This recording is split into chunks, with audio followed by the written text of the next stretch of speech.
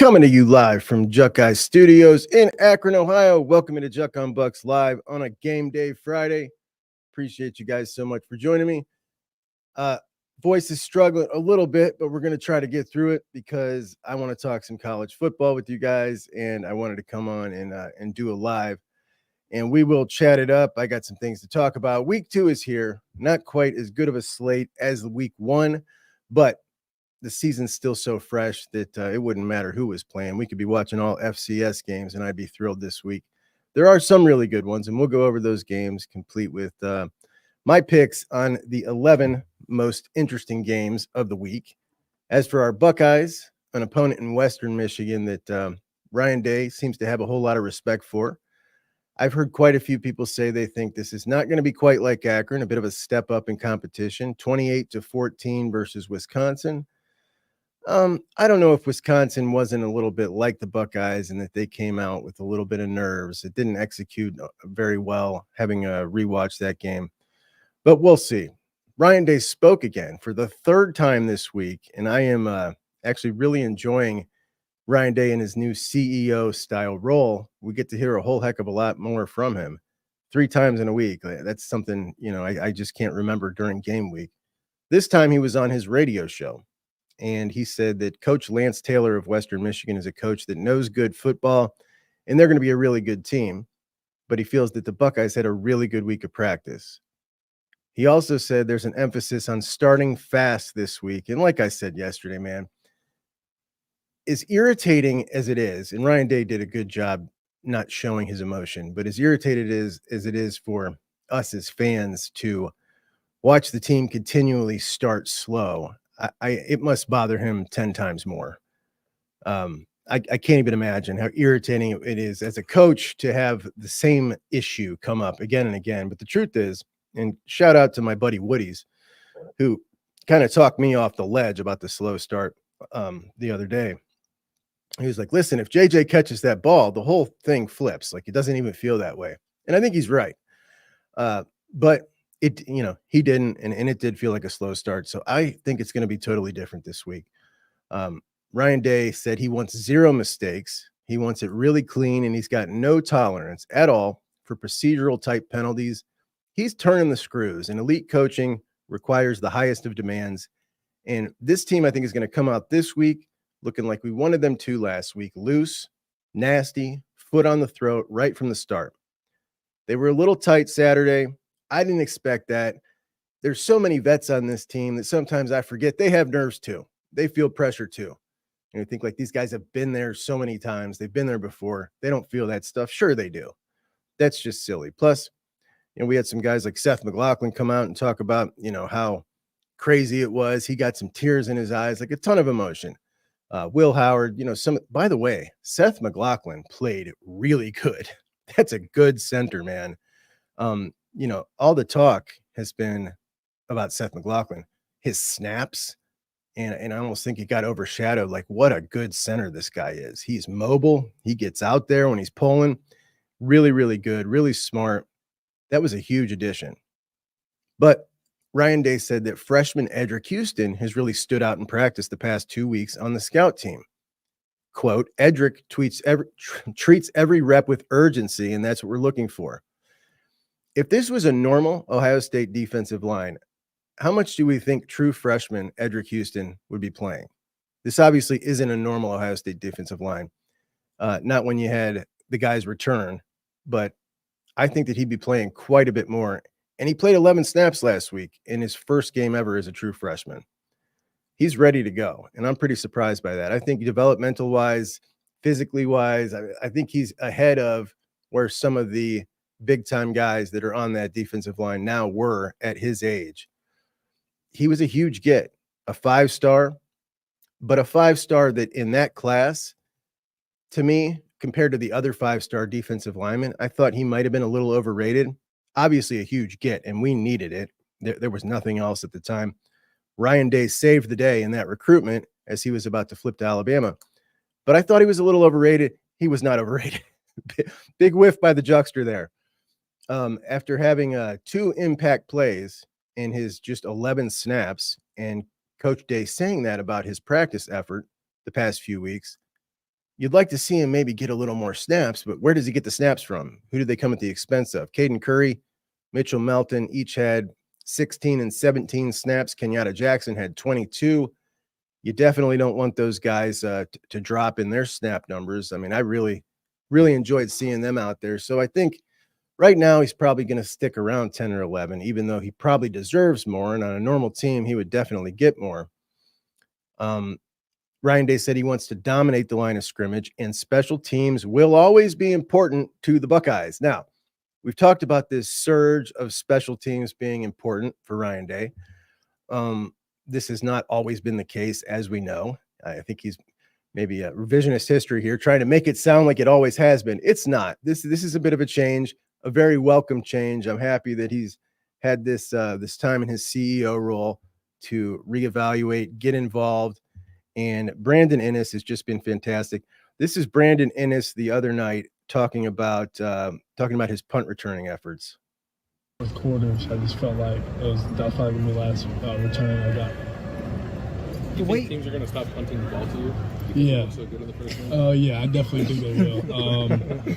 I think Akron was actually doing that after the first or second return. They kept kicking away from me, but I had to go get the ball. You seem if you have. Talking about Akron kicking away from him, and does he think that teams are going to start trying to kick away from him in the punting game? And he said, yeah, Akron already was, which is just tremendous, man. The fact that he is embracing that role, really seems to like it. And Ryan Day is all for that happening, something that we haven't seen.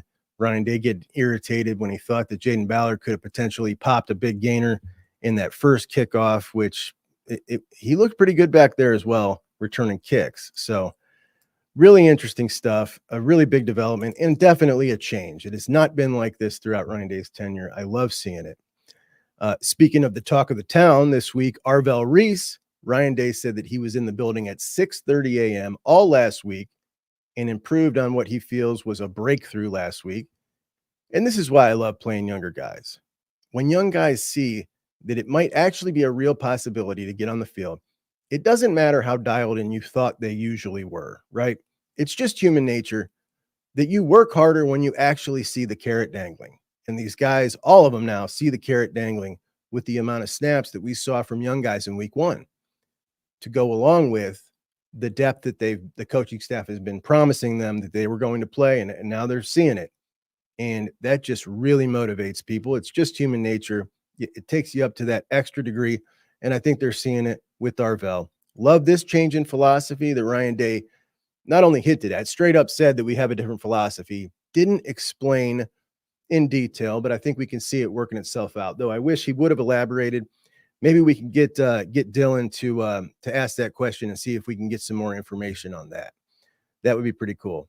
Ryan Day said fun is winning, fun is having success, fun is executing. This week we also heard that there will be no more wide receiver circle dancing pregame. We know that did not happen in the Missouri game. I didn't know if that was an orders from headquarters type deal or if that was just for that game, but it sounds like this is finally over, and I'm so thankful. I'm not a curmudgeon, but watching that pregame before the game last year was one of the more embarrassing things I've ever seen out of an Ohio State team, to be honest. And I don't care if the guys like it. I don't care at all. Sometimes 18-year-olds don't understand the full picture, and they clearly don't understand the full picture down at Florida State, where the team has requested that the band no longer play the war chant on third down. Instead, they want to hear PA music from the DJ, because 18-year-olds don't understand the full picture. They may think they're just having fun dancing, but they're representing the entire state, and they look super unserious on a day that the state takes very, very flippin' seriously. When your quarterback is fake dribbling through his legs, taking a fadeaway jumper in a dance circle, I can't even believe this crap went on as long as it did, man, to be honest.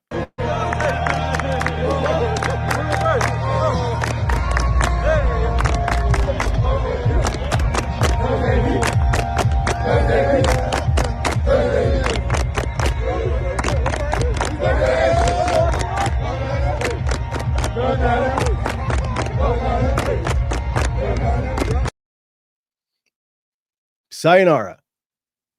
As we've discussed, Lane Kiffin has taken a few shots at Ohio State's NIL efforts, most recently retweeting an article about the $20 million championship or bust roster. Very strange for a guy with the number one transfer portal class. Why won't he keep Ohio State's name out of his mouth? This guy's got 25 total transfers, the number one transfer portal class. Ohio State has 7. He's a portal king. He's a Mike Norvell. He's a Deion Sanders.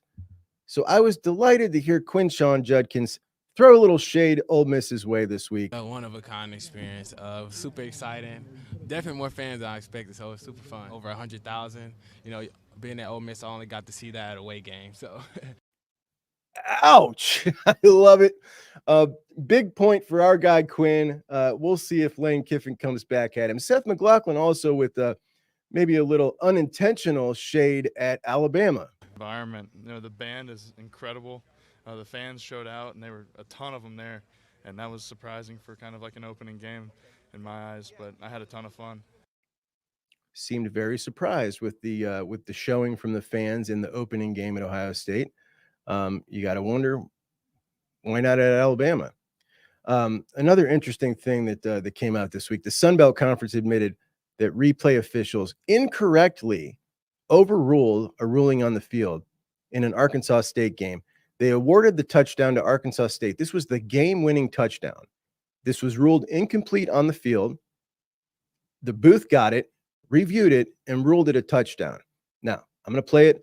You're going to see the guy, and it goes pretty quick, but look, he gets his foot in. Okay, that's not at issue at all. His foot's in, he catches the ball. Watch him when he lands.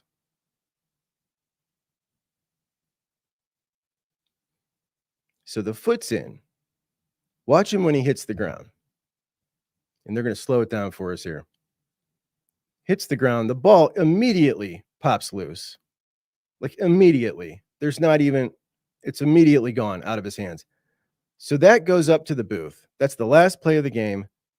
It's ruled incomplete on the field. Goes up to the booth, and they rule that thing incorrectly from the booth. It's unconscionable. The entire game swings on that. Now, I hate the way that they have made that rule that we called the Calvin Johnson rule, that you must keep control all the way through the ground. Like there is a certain point where the ball's caught, you're on the ground, the play's over, and then the ball comes out.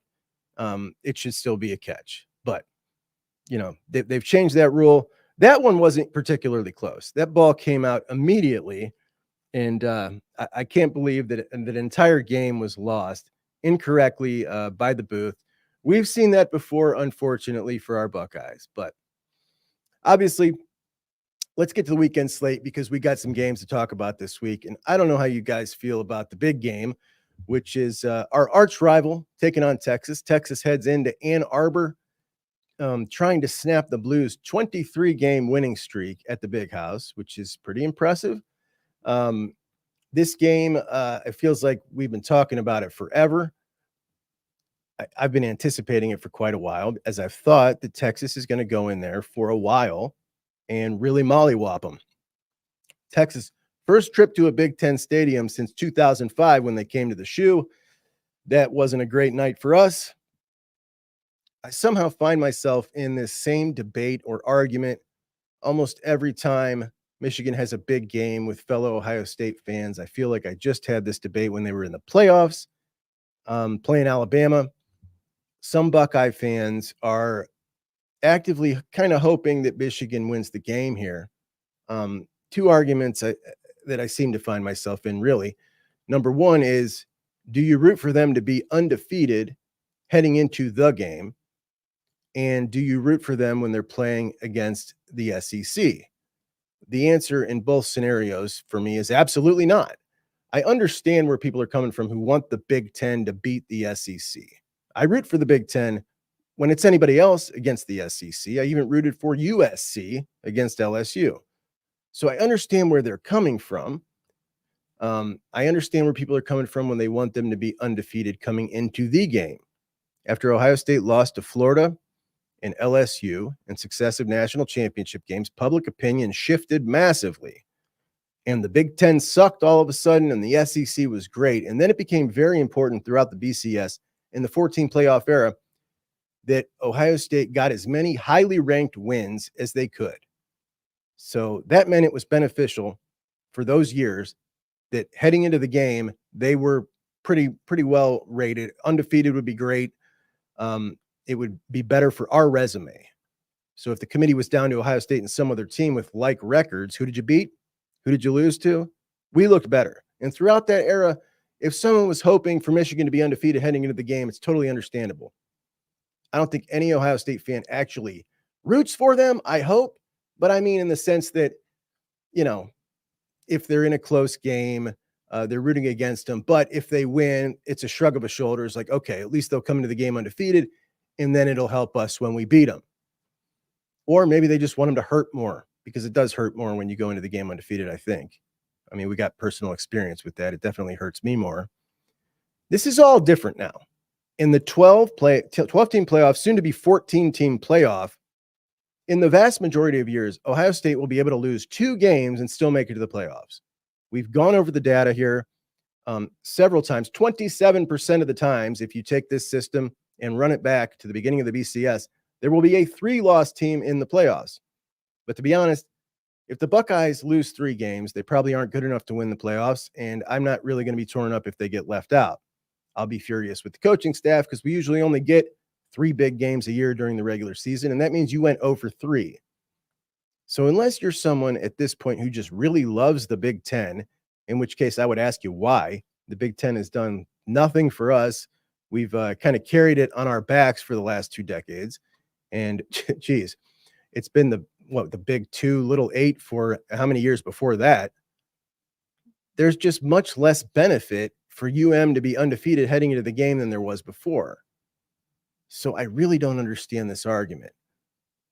Absolutely puzzling to me, but I had it several times yesterday. None of this could ever make me root for them over Texas, even in the old system. There's no chance. So I doubt many here feel this way, but I want to tell you, a whole lot of casual fans certainly do. But this game in particular, Texas, coming off of last season, this is a real litmus test for that Michigan program. I think it's a huge game. If they win the game, then you can definitely say they have not fallen back that far, that the ball might keep on rolling. If Texas comes in there and puts a whooping on them, that speaks volumes too. I'm having a really hard time predicting what I think is going to happen in this game because emotion gets in the way. It often happens trying to predict Ohio State or their games for me. It just does. It's just hard for me. I'm usually way off. But both teams made the playoffs last year, obviously. Texas whooped on Colorado State in game 1. They sit at number 3 in the polls. Michigan dropped 1 spot to number 10. So a top 10 matchup still. And it shows you just how little respect this Michigan team is getting on a national scene. The returning national champions, they won their first game by 20 points and damn near fell out of the top 10. This is after entering the season with the lowest odds in the history of college football to repeat as national champions. I'm not sure if that's accurate, but it sounds good, and it probably might be true, maybe. Michigan fans were very confident about this game just a few weeks ago. They were so confident that I started doubting myself and worrying that I was missing something about this team that they got. I started looking over their squad again, thinking, okay, what did I miss? Why are they so confident? No, they still lost all their impactful coaches. They still have a brand new offensive line with no experience together. They're still 127th in returning production. They're still banking on, at that point, a tight end at quarterback and a tight end as the leading receiver and a back leading the way who's a home run or bust threat totally. And then we get to see him play Fresno State. The score was 30-10, very misleading. They were only up 16-10 in the fourth quarter. New starting quarterback Davis Warren, who will get better, not against Texas, was 15 for 25 for only 118 yards and an interception. Really hard to see him doing anything against Texas in a defense that held Colorado State to 192 total yards. The Texas offense did lose C.J. Baxter, who's a really explosive running back, but they got a couple young studs behind him. Quinn Ewers heads in there with a couple of new targets. Freshman wide receiver Ryan Wingo looks like a bona fide stud. Not quite JJ level, but really, really impactful. Alabama transfer Isaiah Bond also looks really good, as does Matthew Golden. I think he came from Houston. These dudes are legit. You got wide receivers. You got running backs. How many points are they going to put up? How many do they need to put up to beat this Michigan team? Michigan obviously still with a good defense. They brought in transfer linebacker from Maryland, Jayshon Barham, and they said that he was going to be one of the best linebackers in the Big Ten. Horrible in his debut. Worst linebacker on their own team on Saturday. Kenneth Grant, Mason Graham did not play good either. The line is 7.5 points for a reason. I don't see what these Michigan folks are seeing. I'm going with Texas, 27-10 here. Give me your prediction in the comments. Let me know what you guys think. A couple other decent matchups going on at noon. We got dancing Kyle McCord and the Syracuse Orangemen hosting Haynes King and the surprising Georgia Tech Yellow Jackets. Georgia Tech comes in as a 2.5-point road favorite. When we were looking at Syracuse's schedule before the season, and a lot of us were, seeing what McCord and Syracuse and Fran Brown might do, this looked like an easy win. I checked this off, I recall. Georgia Tech now comes in as the favorite and the 23rd ranked team in the country. We saw how they mashed Florida State up front. The offensive line is the real deal. Kyle McCord had a big game in his debut. Fran Brown hit the portal hard in the offseason. He's got some really good pieces. And this guy, he is a dude people want to play for. And I don't suspect he will be at Syracuse long before he gets himself a big bump up in job quality. This might be an excellent game. This might be a way better game than the Texas-Michigan game, actually. I'm really looking forward to this one. And I find myself very intrigued by the entire McCord storyline. I'm going to go with the Orangemen as the home dog to win outright in the Moneyline Special of the week. And when they do, we're going to be hearing a whole lot about Kyle McCord. And if he plays good, he deserves that. But I cannot stand the Kyle McCord talk that Ohio State fans ran him out of town. That's not true. The simple truth is Ryan Day and Kyle McCord could not coexist anymore. We saw the relationship break down on national TV on the sidelines. The last 6 games of the season last year? These dudes needed a change. It's just that simple. And it doesn't matter how good Kyle McCord plays this year. It wasn't going to happen at Ohio State. Not in today's college football era. So I wish that dude well. I wish Syracuse well. I like having that. They were my team in the Big East when I was a kid. I had a team in every conference I picked that I would root for because we didn't have a lot of interconference play. So it just made for some more rooting interest. And Syracuse was my Big East team. And that's pretty cool that the McCord's playing there now. So also at 12, in a pretty interesting spot, we've got Oklahoma State, the number 16 team in the country, hosting Arkansas.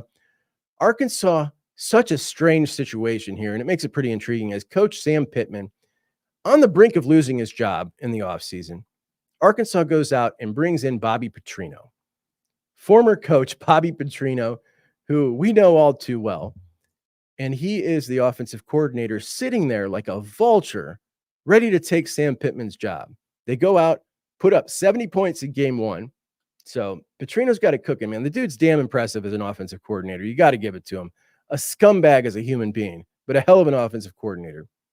On the other side, you got Mike Gundy. Mike Gundy took a Connor Stallions shot this week in a separate video.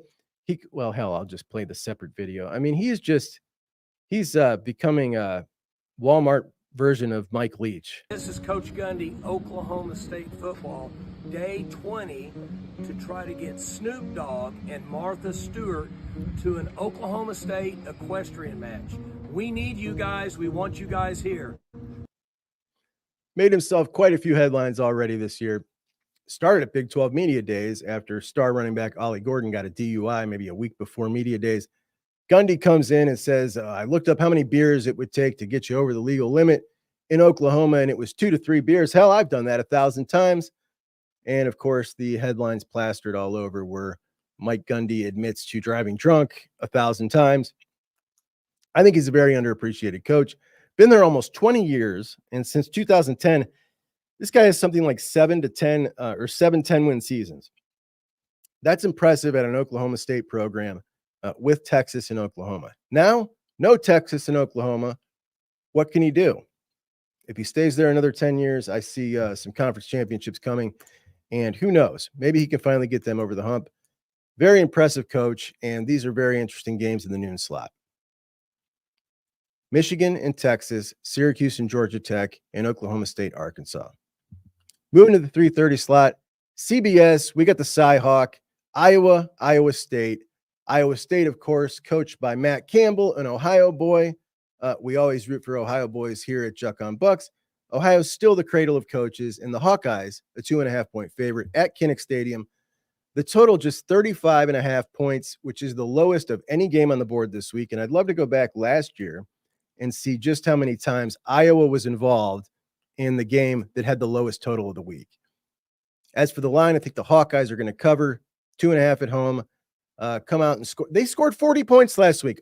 Listen, Iowa's playing offense now, and Iowa playing offense is a scary proposition. They got themselves a little quarterback. They're going to be okay.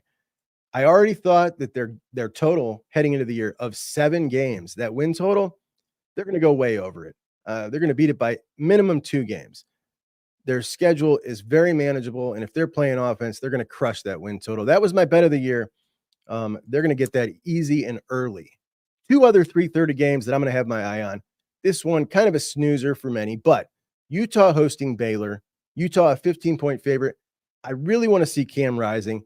Cam Rising, Kyle Whittingham's quarterback, was out the entire season last year. They teased us every week. We thought he was coming back.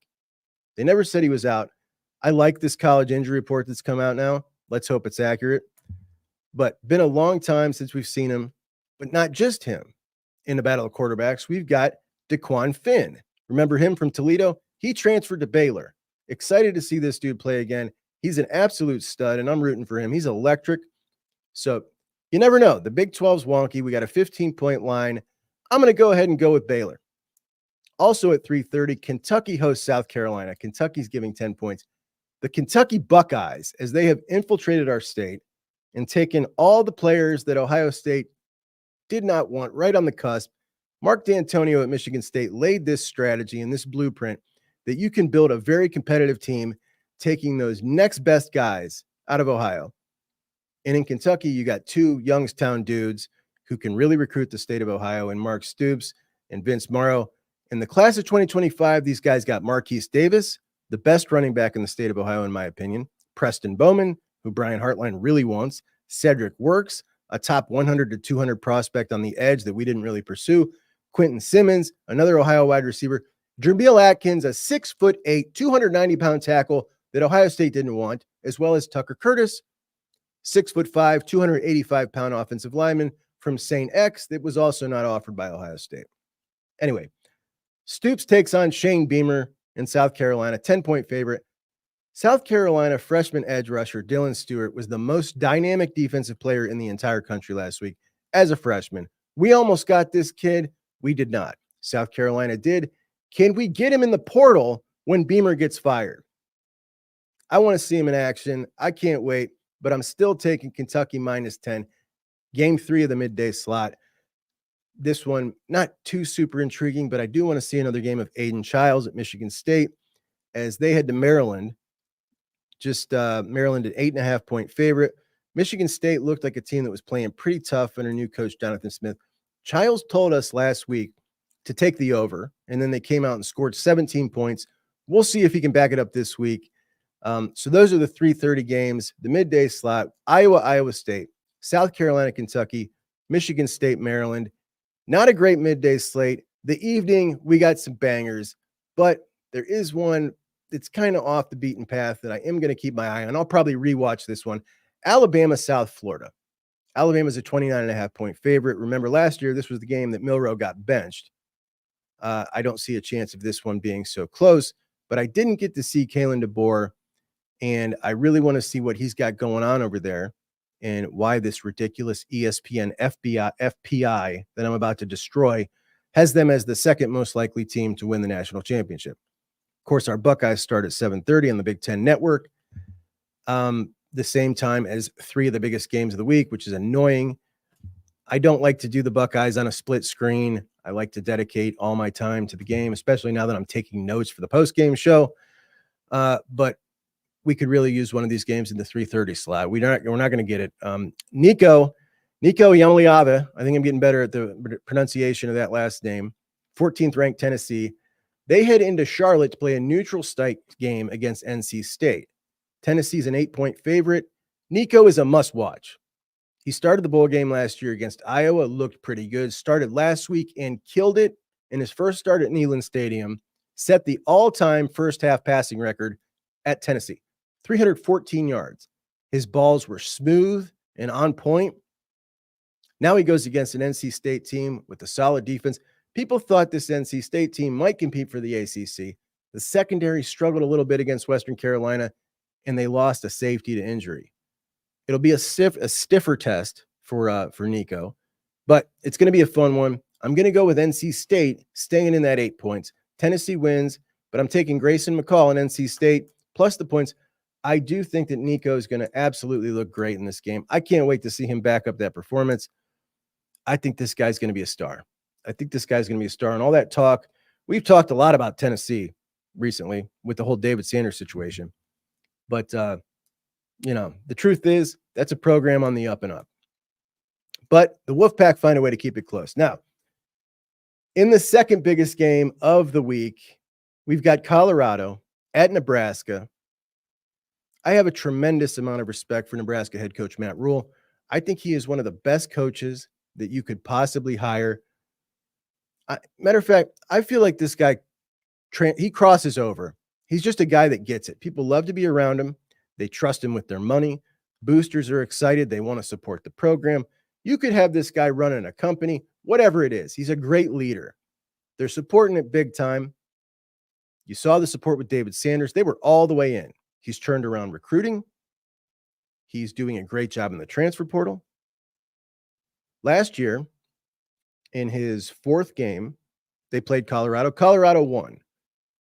Deion, also his fourth game. So this is the big grudge match. Now, Matt Rule didn't get to bring in his first-round talented quarterback son and Travis Hunter to that game. Matt Rule with a little bit more even footing this year as he's upgraded the talent. Still not nearly the talent. I'd say he's got more talent across the board maybe, but, the big name star power certainly at Colorado. These are old rivals, if you weren't familiar. Colorado and Nebraska absolutely hate each other. And this game at Memorial Stadium in Lincoln is going to be just fired up. This is a huge game for them. The fans of Colorado, and I mean the real fans of Colorado, not the Hollywood set, absolutely hate Nebraska. Nebraska, same way, vice versa. The 1994 Nebraska National Championship team will be in attendance for their 30-year reunion. They've chosen this game to do it. And they beat the number 2 Colorado Buffaloes that year en route to their championship. That Colorado team had Cordell Stewart, Rashawn Salam. I can't believe that was 30 years ago. They had just beaten Michigan the week before on the Cordell Stewart Hail Mary to Westbrook. This year, Matt Rule in Nebraska facing another dynamic quarterback in Shedeur Sanders. Matt Rule said Shedeur is one of the best players he's ever played against. Matt Rule is a smart dude, played against a lot of guys. He's very focused on this game. His counterpart, Deion Sanders, focused on Shedeur and Travis Hunter, not being talked about enough in the media, as he came out this week and said, you got a guy who threw for the most yards in college football, and you got a guy who proved that he was the most spectacular player in college football. Shouldn't those two be talked about all week as the leading Heisman guys or the weekly awards? But it's almost like, no, you can't do that. Their coach is Deion Sanders. We can't do that. I'm not going to let him get away with that. Well, Travis Hunter did win the Paul Hornung Award. Shedeur Sanders did not win the Davey O'Brien Award. He was an honorable mention. Instead, Cam Ward did. Cam Ward went into the swamp and absolutely showed out. Shedeur Sanders showed out at home against an FCS school. Seems pretty clear-cut to me. But Deion, his list of grievances is as deep as his Rolodex. Dylan Raiola started his first game last week. He was very good. He's a real improviser. I enjoyed watching him. He definitely models his game after Mahomes, and he does a pretty good job of it. He's got some actual real receivers. They have definitely upgraded in that department. Nebraska's going to be able to score here. Colorado, they're going to be able to score as well. This game is going to get massive eyeballs in Dylan Raiola's second ever start. This is a huge opportunity for this guy. The environment's going to be electric. And with Colorado, we get kind of a bonus, right? Usually you got to be a good team to get this kind of excitement and this kind of energy. And we love big energy games. This one's got it. with Colorado, we get this bonus of having a team that's not even good, but you got this energy surrounding a game. So it's going to be a hell of a lot of fun. Nebraska's minus 7.5 in the game, the total 58.5. I'm going to go with Colorado. I think they're going to get in those points, but I do think Nebraska is going to win the game, and I'm going to take the over. So over 58.5. Nebraska does not cover. Colorado gets in the points. And for our late night cap, that team out west, USC, they got a snooze fest with Utah State. But Oregon takes on Boise State on Peacock Network. So if you got Peacock, you can watch the Ducks. Oregon giving 19.5 points. Almost every single mock playoff bracket that we saw from the beginning of the season had a very lazy toss of Boise State in as the FCS team. I think I did it too, because I just didn't, whatever. I don't care. The FCS should not be included in this thing automatically. They should have to earn their way into the top 12 of the rankings. So a lot of people just tossed Boise in there because what do we think? Group of 5, Boise right off the rip. Okay, Boise, we'll stick them in there. So coincidentally, a whole lot of those brackets also had Oregon being the runner-up in the Big Ten and the 5 seed, which means this was the playoff matchup that everybody had in their bracket, a whole lot of them. I think I had it in mine as well. Not even thinking that these guys played this year, but they do. So Oregon and Boise State, which could be potentially a playoff game, they're going to play 19.5 point favorites for the Ducks. Oregon comes off a very lackluster performance. Their offensive line looked terrible. They averaged less than 3 yards a carry against Boise State. Boise State's running back, Ashton Junty, scored 6 touchdowns last week, and Boise needed it. Oregon's opponent, Idaho, lost their 4 best players to the transfer portal before playing Oregon, and Oregon needed them to lose their 4 best players, or Idaho might have won. Oregon with just 107 total rushing yards. Dylan Gabriel did throw for close to 400, 4.3 yards per pass. Everything just looked not so hot with Oregon, and I do expect them to have a big bounce back game here. I think they're absolutely going to mollywop Boise State, and we are not going to see Dan Lanning pouting after this game. We'll see. The question is, do you have Peacock? Will you be able to watch the game? I think I ordered Peacock last year for the one Buckeye game that we had on Peacock and never canceled it, which is exactly what the hell they're banking on, right?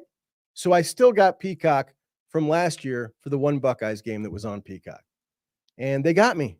They got me for a whole year's subscription off of one game. It's a hell of a business model. A little bit shady of a practice. All right, I got a little rant here as if I'm a lot of the show is rants, but I got a different rant here.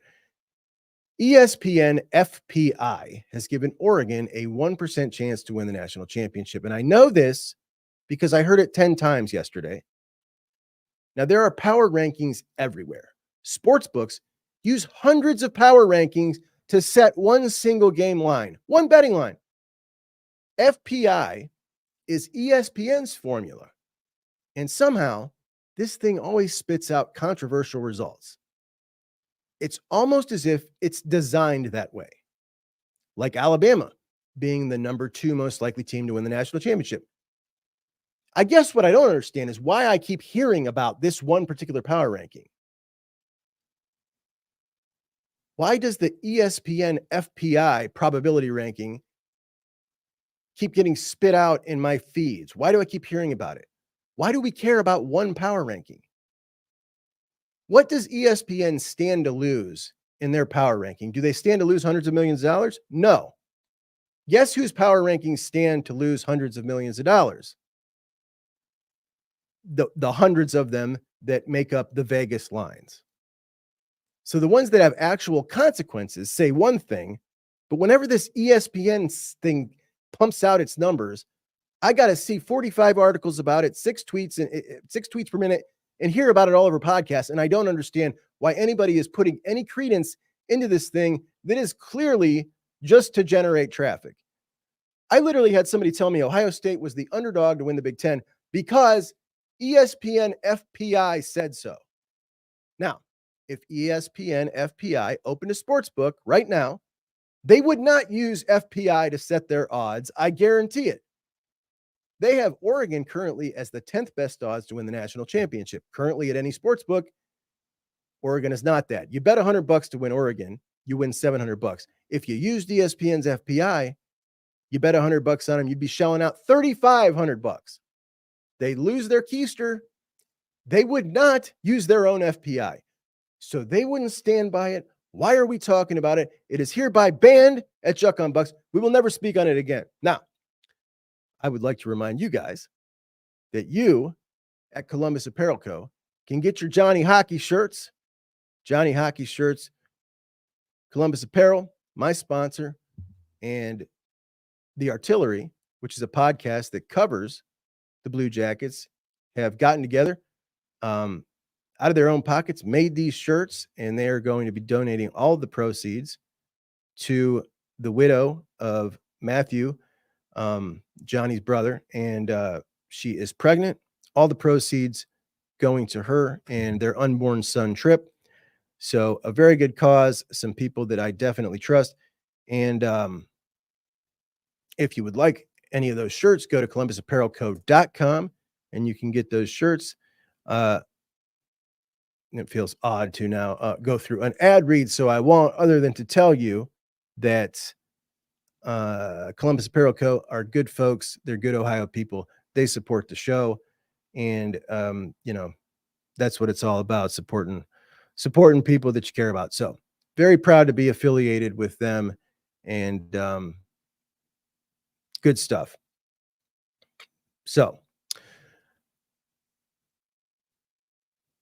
I think that I'm going to give away. So they also gave me some Buckeyes shirts. They gave me 20 of these a month, right? So we got 20 of these Buckeyes shirts a month.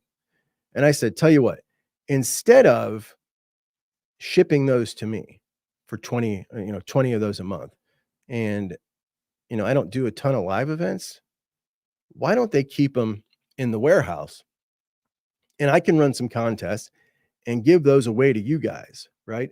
And then they can ship them to you. Now, Tom wasn't thrilled, obviously. He's now eating the shipping cost, but I twisted his arm a little bit, and he said, all right, we'll do it. So I am going to be able to give those suckers away to you guys, and that's going to be pretty cool. It's a pretty slick shirt. I don't even have my first one yet. It's on the way. I texted Tom last night and said, the picture of these Buckeye shirts, fantastic. I really like the picture. What I'd really love is what might accentuate the picture and the whole experience is if I had the actual garment. That would be fantastic. So he is promised me that he's talking to Beth and going to send me that garment. We shall see when it gets here, and I'll definitely wear it. But who the heck knows? My subscribers on the YouTube channel might actually get those before me. We'll see. Boy, Tom's going to be pissed off by this segment. Anyway, why don't we go with the first one? For the first Buckeye shirt, we will go with whoever comes closest to the Texas-Michigan score in the comments. Can't be in the chat, guys. I can't see the chat afterwards. Got to be in the – actually, I can see the chat afterwards. I do have a couple of comments that I screenshotted that I want to answer from last live show. So I can definitely see the chat. But let's put it in the comments so everybody can see it. And there's a record of the score, so it's public. So the score for the Texas-Michigan game, the closest one to the winning score, gets the first Buckeye shirt in the Buckeye contest giveaway, of which we're going to be able to do a whole lot of these, which I'm happy about, because I do enjoy, if you would like. I mean, some people don't want that. I get it. I don't know. I don't know if I would want if your name was really strange, like a Juck on my chest either. So I get it, but some people might. So if you do, put your prediction for the score in there, and we're going to see who wins that first one. And I will send, you'll have to give me you'll have to email me then at my email address, juckonbucks@gmail.com. And then I will have to send your email or your address to Tom, and he'll ship you out the shirt and be grumpy about it, but that's okay. He's a good dude. He'll get over it. Anyway, on some recruiting news, we've got some visitors coming in on Saturday. Not a huge list of high school visitors, but a couple of studs. my guy from up here in Akron, Sam Greer out of Hoban, left tackle material, buddy. Top 100 overall prospect, 6'8", 290 pounds. And Hoban with the big win last week after an upset loss week 1. They come and get a big win last week against a Don Bosco team out of New Jersey who has won 13 state championships. This is right after losing to the Maryland back-to-back state champions in week 1. So Hoban, a team that is, in my opinion, the most talented team in the state of Ohio. They will take a shoot. I don't know who they take on this week, but Sam Greer, after the game Friday night, will be heading down to Columbus to take in the game against Western Michigan. 6'8", 290 pounds. Sam has not been able to play a full season since he's been to high school. A couple of injuries have kept him off. So trying to play his first full season this year, and that's one of the big knocks on him. Now, Sam likes a lot of schools. I think that in the end, if I was to guess now, this is a commitment that's going to come down to Ohio State and Michigan, a classic Big Ten battle for Sam Greer, and Michigan really trying to get their hooks in over at Hoban, as they've been around a lot lately, and not just for Sam. There's a ton of talent at Hoban, and they've gotten some Hoban kids in the past to go up there. So definitely a guy that Fry absolutely has to win. You cannot be losing dudes out of Akron. It's the most loyal city in the state of Ohio, that's for sure. So absolutely cannot happen. Other guests coming in, we got quarterback Neiman Marcus, who is a 2028 quarterback who came to camp over summer, got his offer. He's out of Miami. He's probably going to end up being a top 3 quarterback in the class. Excellent quarterback. The odds of getting him are pretty long, being out of Miami and a talent like that. But the Buckeyes that's why they're getting their hooks in as young as they can. But yes, long odds to get this kid because he is going to be so highly rated and going to be really, really good. You think, you know what I mean? As far as prospecting out a quarterback, obviously he's a 2028 kid. We'll see what happens, but there is a chance that he's really good. Also coming in, 2026 tight end Max Sutter from Illinois, and 2 offensive linemen from the class of 2027, Mason Wilt from St. Clairsville and Reed Gherkin from Perrysburg. Those are 2 Ohio dudes. So that is our list of visitors, and that is everything I got. I did want to play you this story that I heard Urban tell the other day. The stadium in 2007, I mean, they put the fans are not, but it's maybe a 10-foot wide walkway as you walk in that damn stadium. A small, narrow corridor. And nasty. I mean, saying things, and mean looking, and this one guy just yelling, staring right at me, and he's right off to my left. And I have 2 police officers with me as I'm walking in there, and our players, we kind of warn them to stay away from that nonsense. And one guy's holding a cup. And as I get closer to him, and we make eye contact, and he's just screaming at me, and I wanted to take a swing at the guy, but right then he takes and he dumps this on me. And I thought it was a beer, and I drop my bags, and I go after him, and one cop grabs me, and the other cop kind of goes after him, but he can't. It's a chain link fence, and he just disappears right behind it. And the players saw it. And we go in, and I lost my mind in it. And I'm like, wait a minute, I thought that was beer. Mark, it didn't smell like beer. It was warm and yellow, though. And so I had to jump in, look at Mark. So I had to jump and take a quick shower, and we get out. And the locker room was insanity. Dan Mullen was my offense coordinator. The Tebow was on that team. The players lost their minds, Spikes and everybody. And we put up, it was a great game. They went for it on 5 4th downs in the 4th quarter. Ended up winning the national championship, but that was the worst. Pretty interesting story, man. And he was talking about being at LSU. I don't know, I don't think I started that on the proper time, but I love hearing stories like that from him. The inside stuff of the early days when he was at Florida. Always good stuff. You can picture Spikes. God, dude, he was a bad son of a gun, man. And those teams were nasty, man. They were some dirty, talented teams with some bad dudes. But anyway, guys, what do we got? What do we got going on here? I'm going to check the chat before I peel out of here. Wow. Dago said it's getting sensitive here. I wonder why. When was the last time anyone has argued with a Kentucky fan about football? Yeah, good point. I wonder what's getting sensitive here. What'd I say? Are you guys fighting amongst yourselves? My mom my mom's got a big beef with the chats when I go live. So why are they talking about other things and not the show, honey? And then she tries to get them to. She gets very offended that everybody doesn't like the video. I wonder if Mom was in here today. If she was, you would probably recognize her because she would be waxing on poetically about how great I did. Oh boy, a lot of the Blue fans in here today, I see. Mello, what's up? Bradley, what's up? Emily, a couple of my faves. My guy Dago. Oh yes, you know it's coming. You know Dago says, "Here comes the Colorado." Hey, come on, Jeff. My man defends Colorado. He loves it. He loves the Colorado, and that's okay. We can agree to disagree on some things. Overall, he and I are usually lockstep in most of our football opinions. Kyle B's money is on Nebraska. Jeff Johnson got the corn.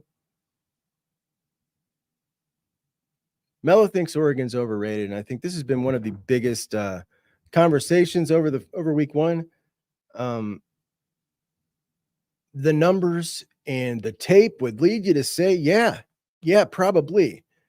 I just got faith that the talent in that roster and that coaching staff is going to turn this around relatively quickly. You know what I mean? I'm sorry. Shepherd Duck says I'm doing him dirty with that pronunciation. I have a real hard time with it. I honestly do. I really do.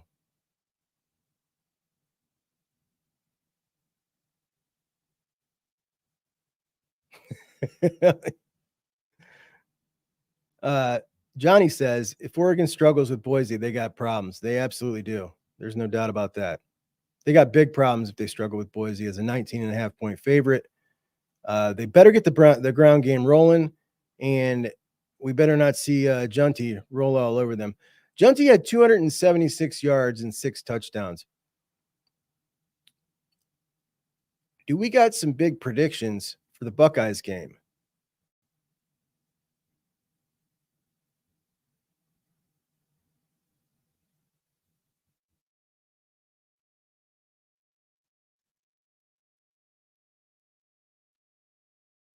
Bradley says ESPN bet lost so much money last year. Virtually every other sports book made money. That's hysterical. I didn't even know that. Chris says Lamar Jackson looked like Dookie throwing the ball last night. I did not watch the NFL last night.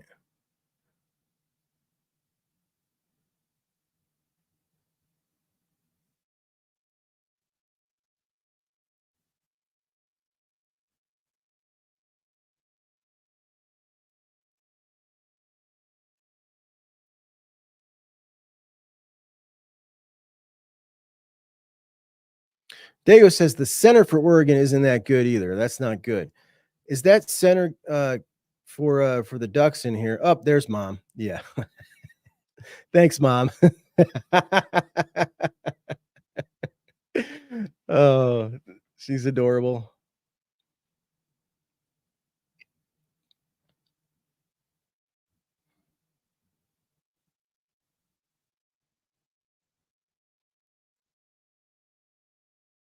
Alpha Dog, I'm not crucifying Lanning. I think Oregon's going to be just fine. I think his press conference afterwards was pretty embarrassing. Like, shut up, dude. You know, just trying to be the tough guy. We're going to get it right. So much about the how everybody perceives him. You know what I mean? Like, it's goofy.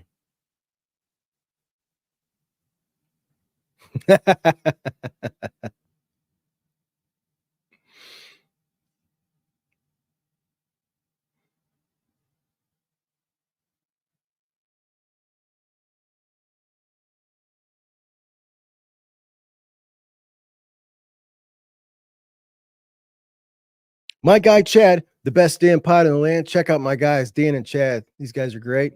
My buddies, we talk every day. And we talk football. We talk about the podcast world. Good dudes. Thanks, buddy. Appreciate you. Mika thinks Oregon is definitely overrated. Blue Wolverine, thank you for the super chat, my friend. Where is that winged helmet for your background? Glad you're feeling better, slightly better. I muscled through it today.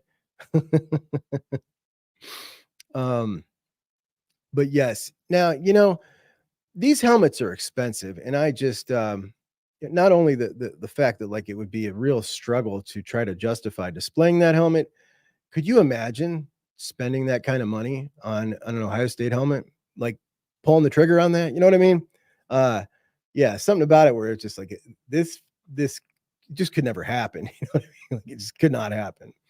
I suppose if I was gifted it, I might consider posting it on game week, but yeah, there's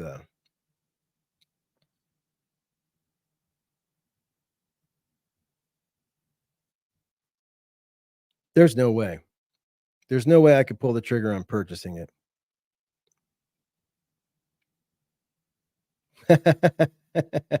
Mom, you've been outed.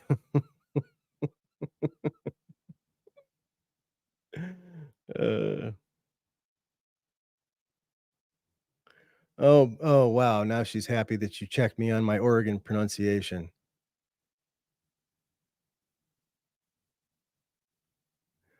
Yeah, I check Mom on pronouncing supposedly wrong. She uses a B instead of a D. She can't get that right for the life of her. Oh my gosh, Woody's. I had this question too. Woody's asked a great question. Blue Wolverine, what is with all the stickers on the Wolverines helmets already? They're in game 1 and they've got stickers already, which, by the way, I am a fan of the winged helmet. I think it's a great look for a football helmet, not specifically the Michigan one, but I'm a fan of the look. They didn't originate the look, though one of their coaches did, but not there. I'm a fan of the look of the winged helmet. I think it really takes away when you add the stickers to it. Don't really like it. So why are they starting the season with all these stickers? Why are they so random? There's like random stickers.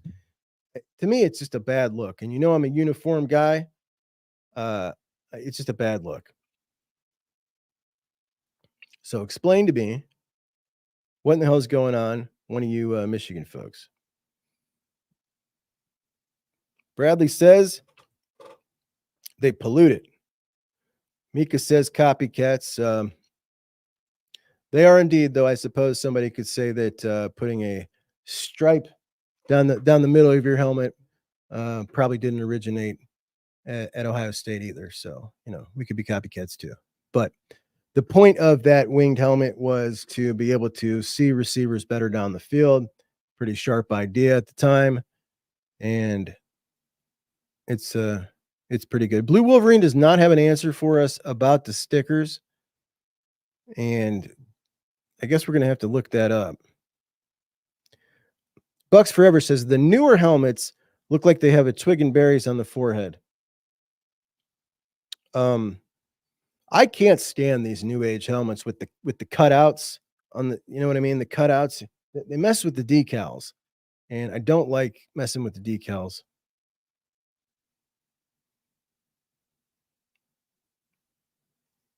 My buddy's changing his name to Andy so he won't be confused with Oregon. Looks like he already did.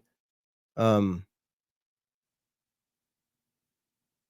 says I'm tripping. What am I tripping about? We do wear it best. The Buckeye helmet, there is no bigger example of a helmet that changes so much throughout the season. From the one, if you look at the one up here to the one that's totally stickered out, like what a drastic difference. A totally stickered out Buckeye helmet, I think, is the best looking helmet in college football. With no stickers at all, this one has stickers up here, but with none, don't like it one bit. If anybody needs stickers, Columbus Apparel, I've got them on the job. Those things are really, really expensive. They have made me, Buckeye leaf stickers. As you can see, I put them everywhere. They're very pricey. Blue Wolverine is trying to find out why they started the season carrying over from last year with the stickers, which just I don't really get it. So, what else do we got going on Okay. Dot says y'all hate everything us youngins do, man. I know, dude. Listen, I turned 45 this week. I'm an old curmudgeon now. I get it. I was once your age and felt the same way about folks who were 45.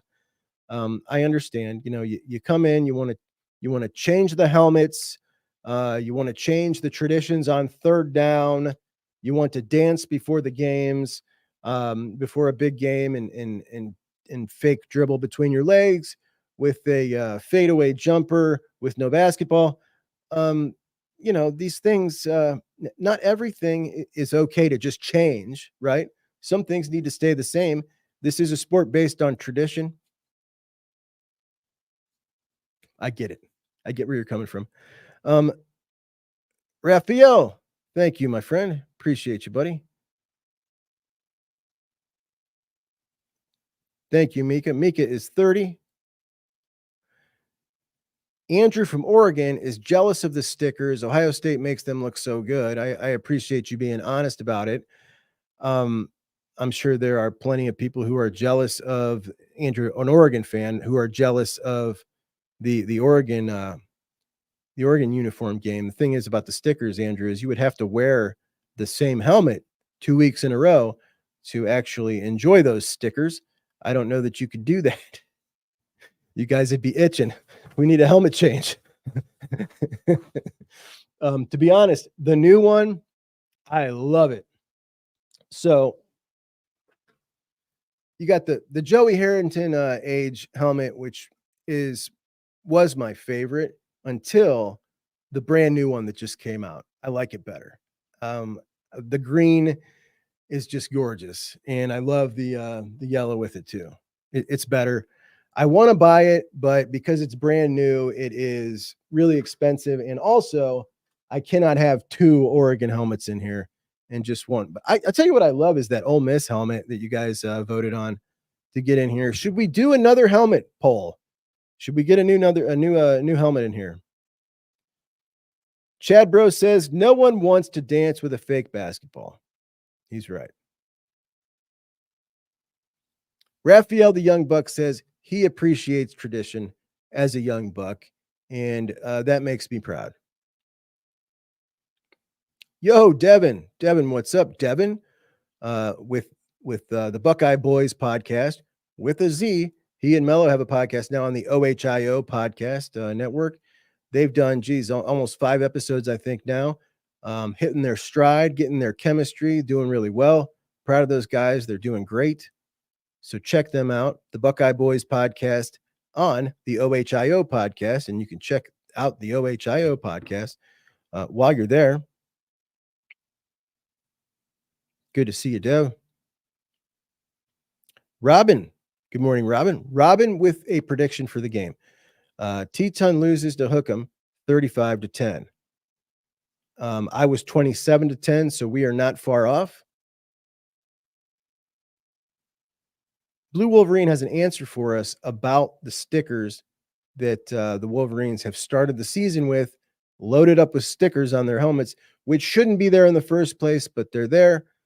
And he is reading they are carried over because of each one represents a milestone or hometown, which are not season specific. For example, 1,000 wins. There are some earned for in-game stats. Don't like it. Don't like it. Something new, he guesses. I don't like it. Kevin says, in the game, I think he's talking about the game, I think Ohio State should wear the gray uniforms and Michigan wear the blue. I would disagree, Kevin. I think what should happen in the game is it should be scarlet and gray versus maize and blue every year. I think they should wear color on color. I think that's absolutely gorgeous. I've got old pictures of it. They've done it in the past. I think the last time was in the 60s. It's absolutely beautiful. And when you look at UCLA and USC, who started doing this maybe 7 years ago, it's just gorgeous. It's absolutely beautiful to see those classic uniforms. The Ohio State and the Michigan uniform consistently ranked number 1 and number 2 or 1 and 3 in everybody's uniform rankings. And I would agree. And to see those two, you got good and bad, red and blue. It's just, it goes together perfectly and opposes each other perfectly. It's fantastic. I don't like using alternate uniforms in the game. I want traditional. I would love gray sleeves. And I just want to see color on color. And I've not heard yet one reason why not. Why would you not go color on color? I want to know, though, the episode I put out last week. Did you guys know that if you watched yesterday's episode, did you know about the visiting team having the right to wear white, which is essentially the visiting team has to agree to allow the home team to wear white? They must wear color unless the visiting team agrees. Did you know about that? I had no idea. And Eastern Kentucky spoiled the whiteout for the team for Western Kentucky. Western Kentucky at home wanted to wear their white jerseys and their fans to have a whiteout. Eastern Kentucky on Tuesday of this week notified them that they do not agree and are thereby forcing Western Kentucky to wear their colors, their red jerseys. And Eastern Kentucky will wear the whites as the away team. And apparently that's been a rule on the books forever. I never knew it. It's hilarious. Blue Wolverine tells us that UM and OSU are two of just 13 teams that use helmet stickers. Kev's got a prediction here for us. He goes Texas 31, UM 13.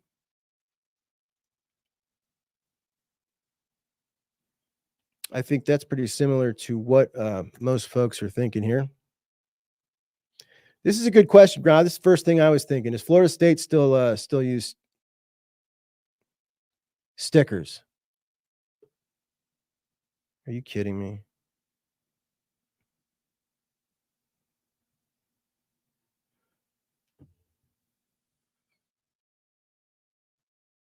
My brother just texted me and said the volume is off and the internet is skipping.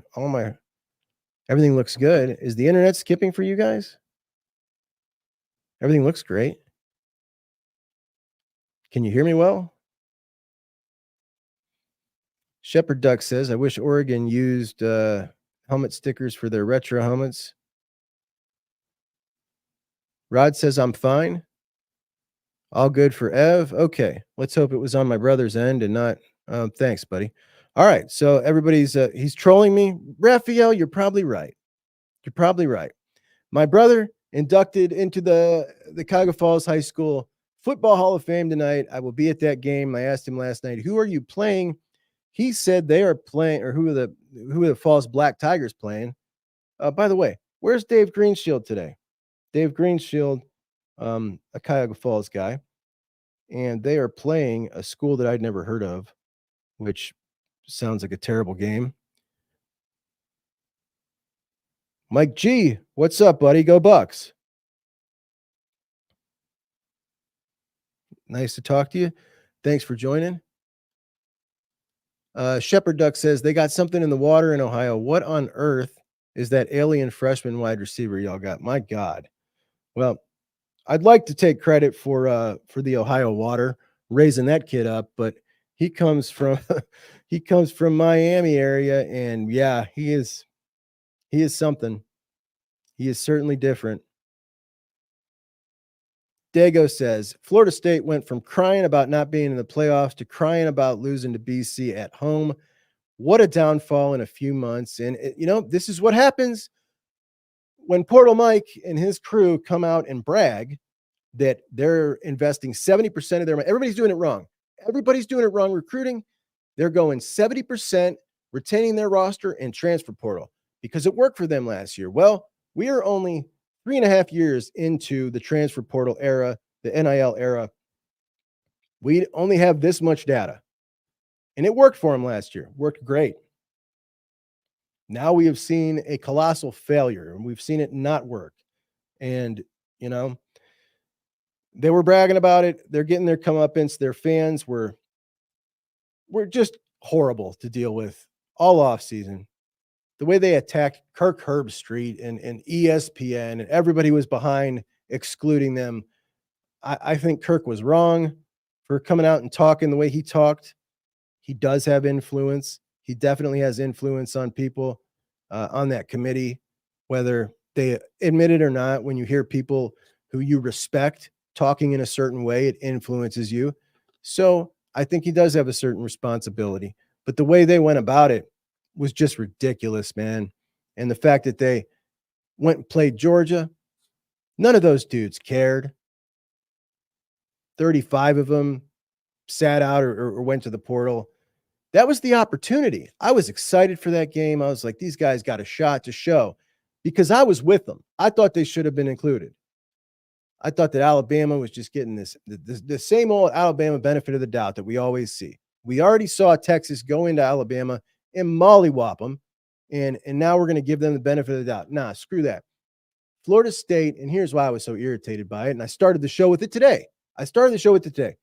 Because I felt like there was times when Ohio State may have gone undefeated during that period of Big Ten disrespect after 06 and 07, when we lost to the SEC twice and the hype for the SEC was through the roof, that Ohio State might have had a chance to go undefeated and had been left out, right? To maybe like a one-loss SEC team. And it really bothered me. It never happened to us, but that's the situation. Like, I felt for Florida State last year. Like, this could have been us. And I felt like they deserved it. If you go undefeated, you run your table in a power conference. Everybody, this is all agreed upon. No, it's not the same when in the ACC is the Big Ten or the SEC. Of course not. But they took care of business. Everybody on their slate won their conference championship game with that backup quarterback. Defense looked great that night. They deserved it. They just deserved it. And if you want to say that, no, it's not who deserves it, it's the best team, fair enough. Here's the problem I got with that. You've not been doing that the whole time. You've been doing who deserves it. You've been saying the best team, but you've been doing who deserves it. So you don't just get to change it now to fit your flipping narrative. Herbstreit did. I get why they were mad at that dude, but the way they acted, I'm happy that their team is in shambles, because they were so obnoxious in the way they went about it. So wrong. So yeah, they get what they get. I've not ever enjoyed interacting with Florida State fans. I think they're obnoxious as hell. I had my first experience with them actually at Pitt. I went to Pitt to watch Jameis Winston's first game the night Pitt retired Larry Fitzgerald's jersey. So I went out there to Pitt to watch a Pitt game, and there was a ton of Florida State fans there who had come up from Tallahassee. Number one, I was very impressed by the fan passion, so respect to that. And number two, they were absolutely horrible. They were horrible folks. Didn't like them at all. They were rude as hell to the Pitt folks. Like, you're coming in somebody else's stadium. Yes, we know you're going to win. You're Florida State. They're Pitt. But they were just jerks. They were total jerks. Almost got in a scrap. Like, I'm a grown man. You know what I mean? Like, Hollywood Hager says, I was in the Falls yesterday. Big U's on Portage Trail. What's Big U's, buddy? Where do you live? Are you close by? My man, we got another Summit County guy here.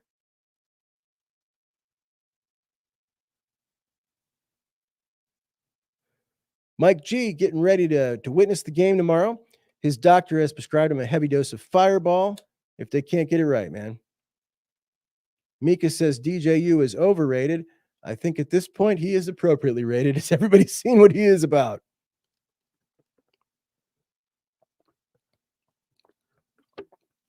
Alpha Dog says that's so funny that they came out, he's talking Florida State, like they were smarter than everyone, and now their strategy is backfiring.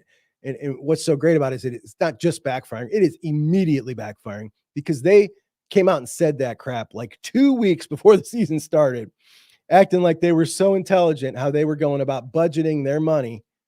And this is always going to be about recruiting if you want a consistent winning program, always. Yep, you can fill things in, and yep, you can get lucky and have a good one here and there. Hit on your portal guys, bring in guys that gel. But the truth is, in that portal, man, you got such limited time to get to know guys. You know what I mean? In recruiting, you know these guys for years, your targets. You look at a guy like Ryan Day, like his staff, they're not just bringing in the best guys. They're looking for personality fits. And you can go through the list and go through their list of wide receivers over there. Just look at these dudes and then look at a dude like a Jamie French. You know what I mean? Like that guy sticks out like a sore thumb. Just different type of cat. Like they go for a personality type as well as a talented guy. You don't have time to do that in the transfer portal. You're pulling the trigger. And I found the most interesting thing about this transfer portal class, Ryan Day talking about what attracted him to Will Howard. And we all thought like, okay, Will Howard, he must be something special because we heard it over and over. Lincoln Riley, Ryan Day, they were both going after him. You got these two guys who are supposedly quarterback gurus, and they're going after Will Howard, not anybody else. So there's something they see in Will Howard, and they finally asked Ryan Day, what is it that you saw in Will Howard? He was like, he's tall, he can see over the line. He's got experience. He sounded like somebody on a message board. He can really see over that line, which, by the way, Ryan Day has said that so many times about him. You know, it's like, all right, dude, like Julian's about to be starting soon, perhaps, and he's not tall and can't see over the line. You're going to make him feel bad. You're going to hurt his feelings. Alpha Dog kept telling FSU fans, y'all should care. Y'all should care. This is your 2024 team. Bucks Forever says, I think it was obvious to most people without Jordan Travis, Florida State wasn't a playoff team. Well, they did not. No, they probably weren't going to win in the playoffs, but I still think they deserved it. Mike G says that Spielman jersey is dope. Great player in college and the pros, even a better human being. And boy, you couldn't be more true about that. A great man. Absolutely love him. And that Spielman jersey I used to rock for Buckeye games for every game for like 10 years. It's cut off at the belly right here. And I had to tuck it up under a little bit. It's a slick jersey. I really love it. In fact, I rooted for him really hard when he was playing for the Detroit Lions. And then when we finally got him to the Browns before he injured his neck, it really sucked, man. Johnny agrees with Juck on Bucks. FSU deserved to be in last year.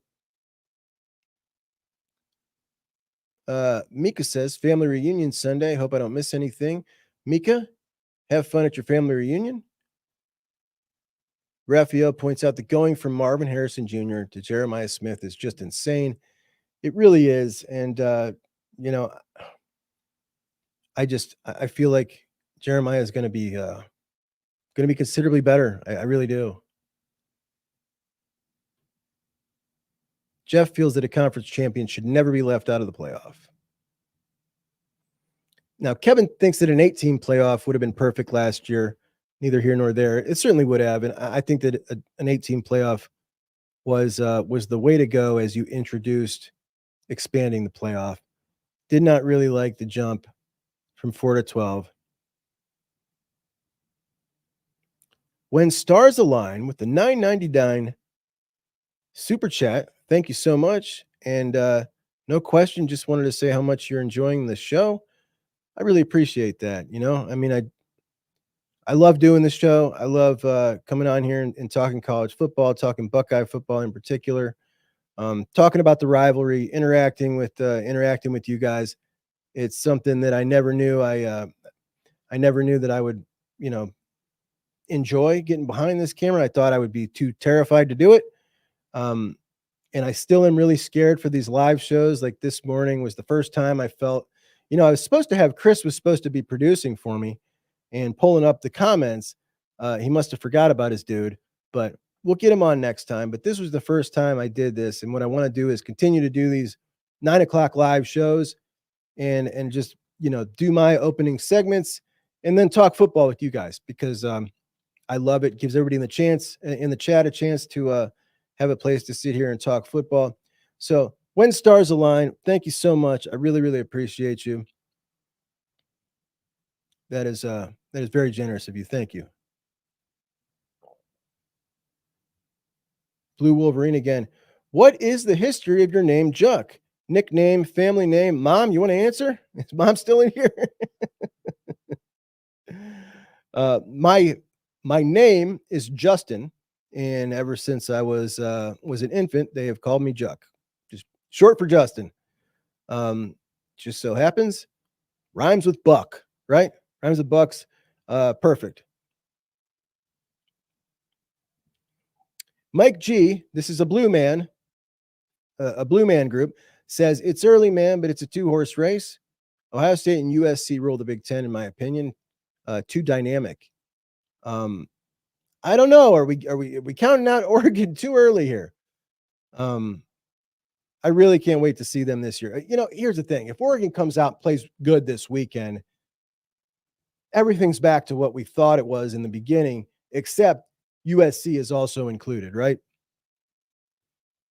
Kev says, unless you finish in the top 3 with a recruit and they went somewhere else, then transferred to you knew that recruit before. That's a good point. So what he's saying is, if you bring somebody in the transfer portal, but you knew him before, right? Then that's different. And it certainly is. Ev says they've been recruiting St. Clair for a long time, and they certainly have, since before anybody else knew that he was going to be a stud. They were on him.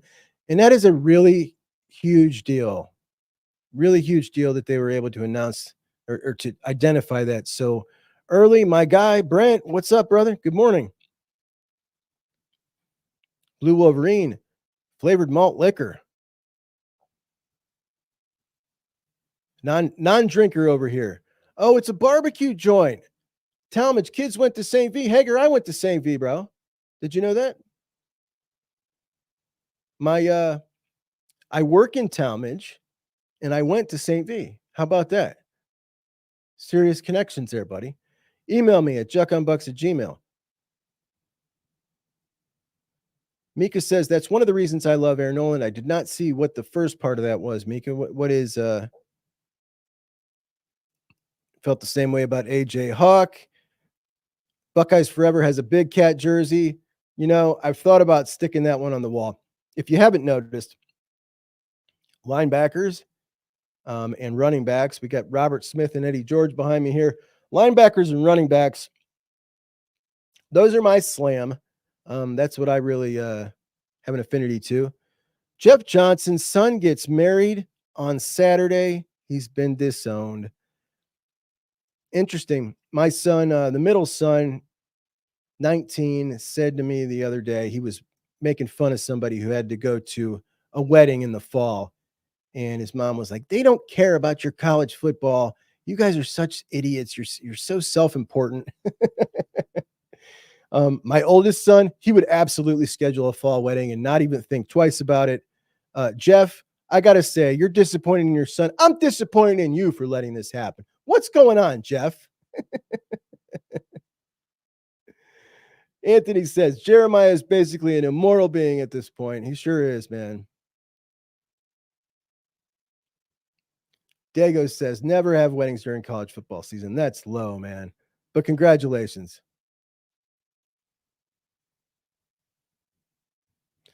Juck on Bucks. Hope you know your intentional mispronunciation of Oregon makes you sound like Portnoy whenever he says Oregon.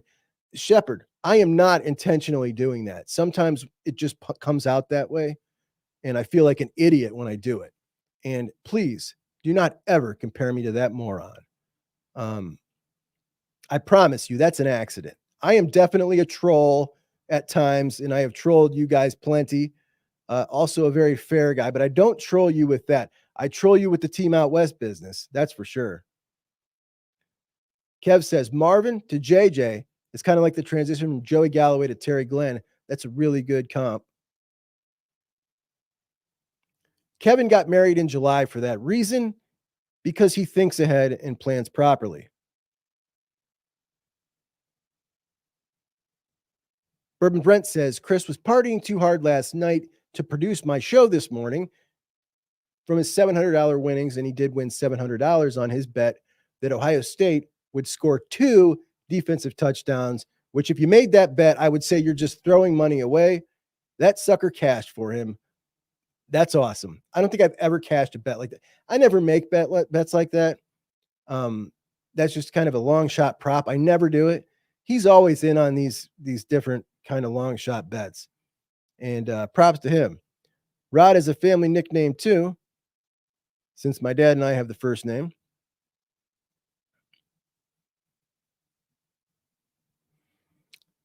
Bucks Forever says Marvin Harrison Jr. thinks he's the greatest wide receiver in Ohio State history. Not for long. I'm a Chris Carter guy, but Bradley says no gold pants. Marvin would argue back and with you. Woody's doesn't believe in Dylan Gabriel. I found the instant talk about Dylan Gabriel when this first happened to be like way overboard. Like, why is everybody talking about this guy like he's so awesome? Like, I think he's really good. But they were talking about like Heisman front runner. Like, no, I don't see that at all. Not at all. He's not that kind of dynamic guy to me.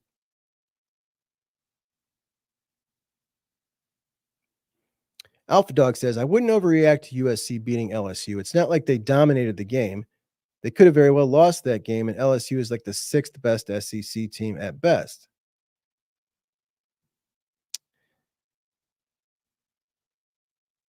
These early season games, it's fun to overreact and fun to speculate. But to be honest, these teams are going to change so much throughout the season. Right now, it's just like, every year we look back and say, do you remember at the beginning of the year what we were thinking about these guys or those guys? But it certainly is fun. Dago says he's really small and nobody's talking about that, talking about Dylan Gabriel. And he is. He is very, very small. We saw the picture of him next to Achilles Smith Jr., who is Achilles Smith's son. And Achilles Smith Jr., 6'5", help me out, Duck Eyes, 6'5"-ish. And he is, I don't know, Dylan Gabriel looked about 5'10" next to him to me. He didn't look 6 foot, maybe 5'11", which not a big deal. I'm not, it's not that big of a deal for the kind of offense he's running. But how much does he weigh? He's not very stout either. I don't know.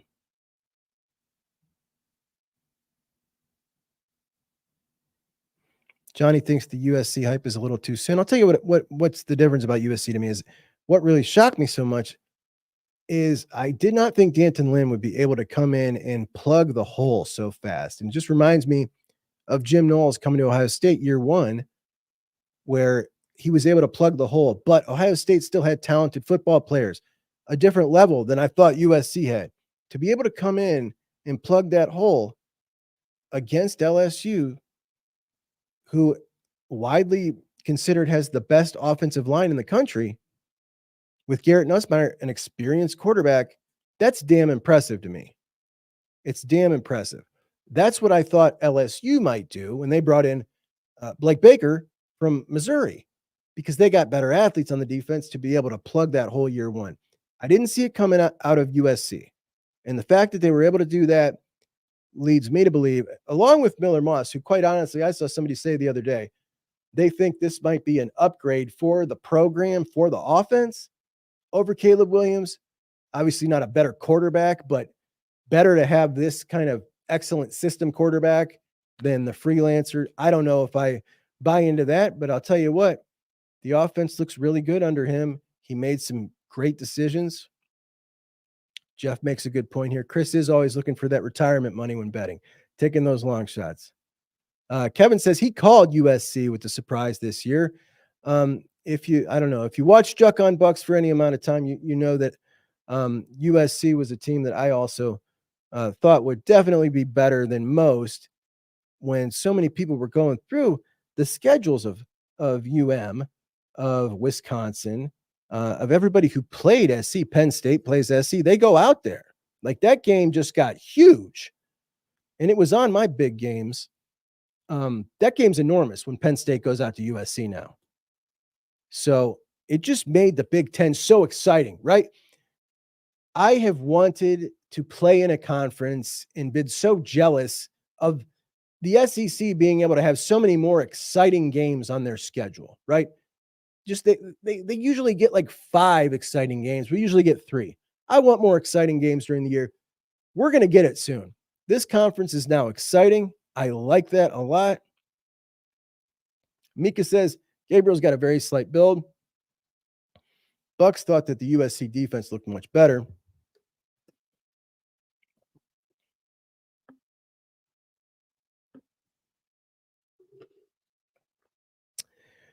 Brent says, remember when Ohio State won like 25 or something in a row? Then we lost 3 out of 4, ending in 2013, beginning in 14, and everyone thought Ohio State was out of it after the Virginia Tech game. I walked out of that game with my brother, and it felt like the most eerie feeling I've maybe ever felt in my life. That many people just so dead quiet. It was just awkward as hell. We couldn't believe what we just saw. And then remember how much we had to hear about this stupid Bear defense, the Bear front for days and days and days. Oh my God, did that make me so mad? Like, I don't care what defense they ran. They're Virginia Tech. They weren't even that good, though. You remember that the rest of the year? They sucked. They won like 5 or 6 games. Oh, was that infuriating? Whatever. All's well that ends well, and it certainly ended well. Diego said Gabriel's 5'10" with shoes. Alpha Dog says he agrees about USC. He did not think they would get instantly better on defense. They definitely did. Yeah. Scooch says Dylan Gabriel is really, really good. I watched quite a few Oklahoma games last year. I wanted him bad.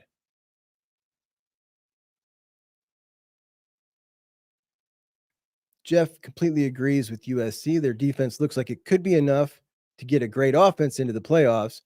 He'll reserve judgment. Absolutely. Raphael says it was torture waiting to see the Buckeyes play at 3:30 last week. This week, we got to wait till 7:30. I only don't mind waiting for big night games if it's a big game. I can't stand playing a cream puff at night because you know there's going to be other good games at night. And it's like, I want to, if the Buckeyes played in the 3:30 slot this week where there really weren't any other big games on, it would be perfect. Like, if you like to watch the full slate of games, if you're really into the rest of college football, yeah, this sucks, man. This absolutely sucks. Johnny Olden came from the Ravens coaching tree like McDonald and Minter. That scheme is legit. I assume he's talking about Wink Martindale, which I did not see. But man, Wink, he's one of the OGs of that system, but he seems like a real stubborn bonehead. I don't know if this guy's going to be a great fit. We'll see.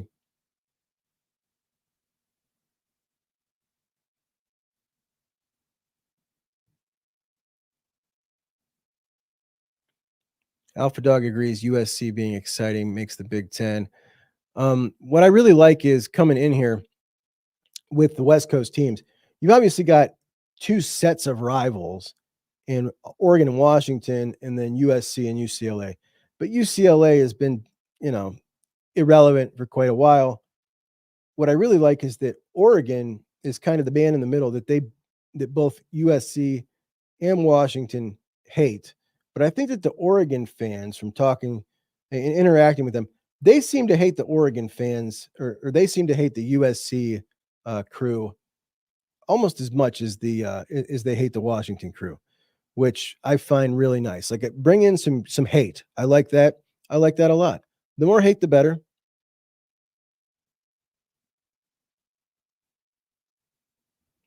Mika, you're doing a show with the Buckeye boys. Any advice? Yes, this is my advice. Pretend like you're looking in a mirror. That's my best advice. Nobody's watching. You're just looking in a mirror and rehearsing. That's it. You'll do great. You got your stuff. You know what you're talking about. You always have. You're going to do great. Breathe. Don't worry if you get lost, if you laugh. Remember that everybody's watching because they like you. That's it. Nobody's watching because they hate you. Johnny loves the Bear defense if you have players running effectively. It certainly created havoc for our Buckeyes in 2014 against, not your Buckeyes, for our Buckeyes.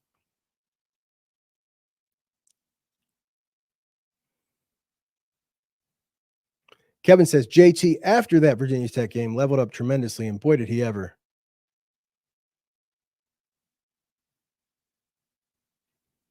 Raphael asked if I was at OSU Penn State last year. No, my son was. My middle boy was. Got some cool pictures from that one.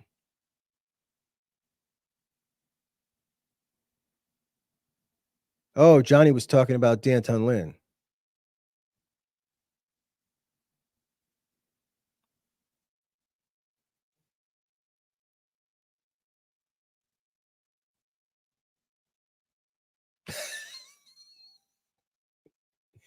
Wink Martindale looks like the third Ryan brother. That's a good one.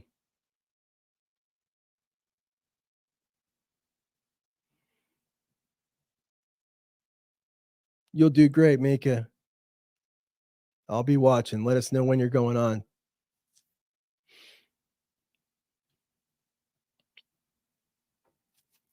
Yeah, that sounds awesome. I am so irritated that Ohio State did not protect that rivalry. And I know a lot of you guys don't view them as a rival because it's like, pulling them up on our level or something. It's just a great game every year. I like great games. You know what I mean? Anyway. All right, guys, we're at 1 hour and 36 minutes. I am going to wrap it up. And I really appreciate you for joining me. We had one heck of a show, one heck of a turnout. You guys are always so fun to talk to after the show. And this is what we're going to be doing definitely several days a week. Stop in at 9 o'clock. And hopefully I'll be live. If I'm not live, it'll be recorded. And then you guys will probably bounce. But I'm going to try as many days a week as I can to be live in this 9 o'clock time slot. And we're going to try to own this, man. This is our time slot, and we're going to do a great job here. This time slot right here at 9. You guys are so much fun. So join me at 9, and we will have a great time. But don't forget that tomorrow, after the Buckeyes game, we're going to be coming on with the post-game show, and we're going to talk some Buckeyes because it's always fun to decompress. Plus, it's the late game, so there's no new game coming on unless you got Peacock. You'll be watching the Ducks. So we won't see any of our Duck folks, but we will definitely come and reconvene here. In fact, we might pop up earlier on throughout the day just to have a talk. Thank you, Mika. You're going to have a great one. Raphael, thank you, buddy. Have a great weekend if we don't see you. Brent, appreciate you guys so much, and I will talk to you hopefully tomorrow during the post-game show. If not, certainly Monday at 9 a.m. right here at JUCK ON BUCKS and Menace to Sports live. So see you guys then. Have a good one. JUCK ON BUCKS out.